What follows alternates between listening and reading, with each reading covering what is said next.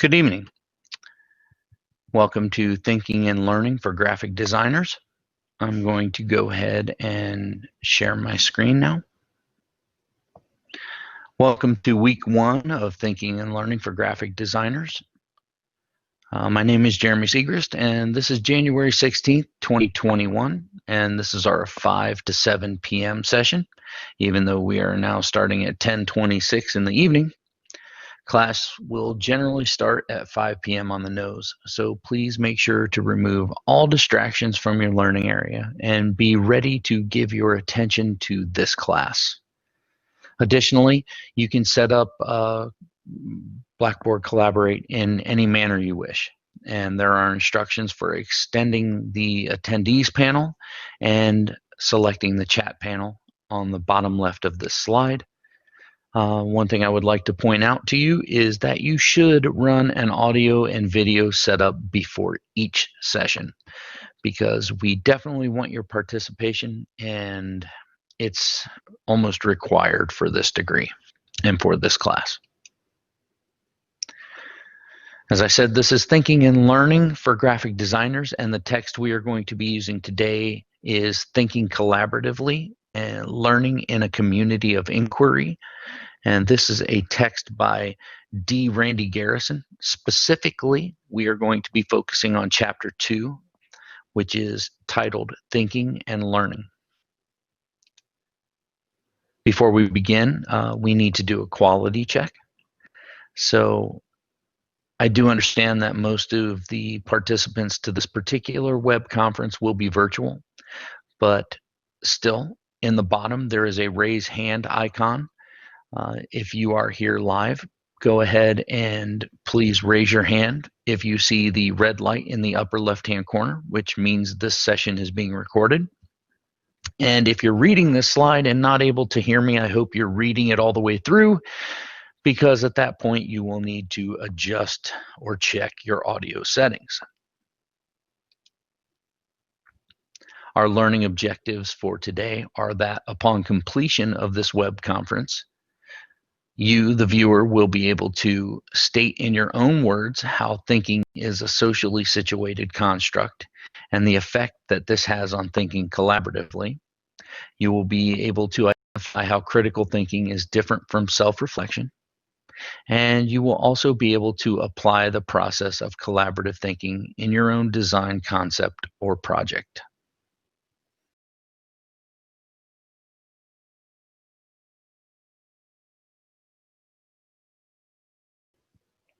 So let's jump right in. Which of these designs do you believe were unaffected by their social context? The one on the left, the one in the middle, or the one on the right? Go ahead in the text chat and put your answer. Left, middle, or right? The truth here is that no thought, design, or artistic endeavor exists outside of the social context in which it was created. Let me go ahead and reiterate that. No thought, design, or artistic endeavor exists outside of the social context in which it was created. This is very important. Thinking is not a solitary activity. And design, which requires thought, logically, means that it occurs in context. Thinking collaboratively is ultimately more productive and effective, and is by its nature situated socially.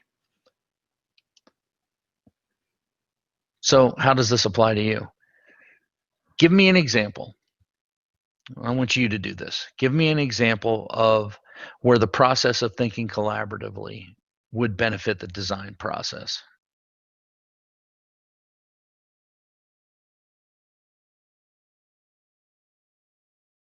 Before we move on, I'm going to link a video in the chat.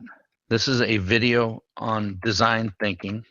Go ahead and watch this, and then come on back when you're done. As you can see after watching that video, just like the steps they outlined for design thinking, Critical thinking requires empathy as one of its first steps. Who are we empathizing with in this process? Who are we empathizing with in the design process? We need to make a distinction here, though. Critical thinking is different than collaborative thinking. Critical thinking is different than self-reflection. Critical thinking rests on the foundation that you need to be prepared to be wrong. Self-reflection, however, in self-reflection, you run the risk of confirmation bias.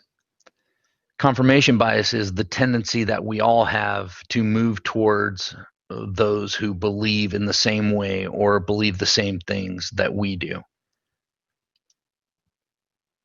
We have an innate desire to hold on to our beliefs and justify our own thinking.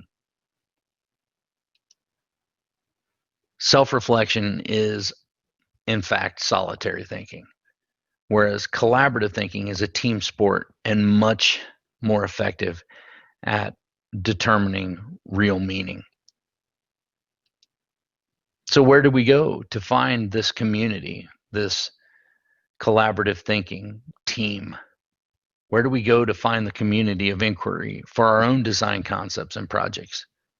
At the end of this, I would like you each to send me an email of 10 people that you would bring your design or your design concepts to for review or further help or just plain old advice. These 10 people are your own community of inquiry. In society today, we are so interconnected that it's not any longer a matter of finding knowledge. We have the knowledge at our fingertips. In society today, the key to moving forward is to find meaning, to determine what is true and not true. As such, the key to moving forward is collaborative thinking. And in design, in the design discipline, unlike in many others, this is always a collaborative process for us. So who are we working with when we're designing? Who are our collaborative partners in the design process? Go ahead and answer in the chat. Who do you collaborate with when you are in the middle of your design process? Even if you are a one-man design team, you will be collaborating with somebody. There are no wrong answers here.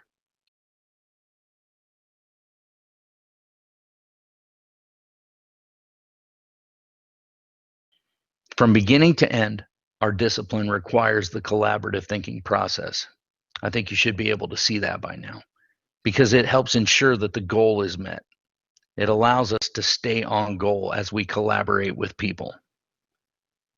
And you should trust yourself, but you need to know that it's almost impossible for anyone to objectively examine their own beliefs and ideas. Whereas in collaborative thinking, authentic communication is the goal.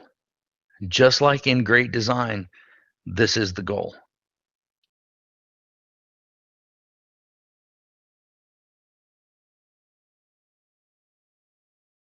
So in conclusion, the act of thinking is never a solitary effort. It's always situated in a social context. You need to remember, self-reflection isn't the same as critical thinking, which requires open, honest, supportive communication with each other. It can never be a competition. The second it becomes a competition, it's no longer collaborative thinking because there will be a winner and there will be a loser, and that is not the goal. And finally, as designers, we are always in collaboration with others in every project, in every design, in every concept.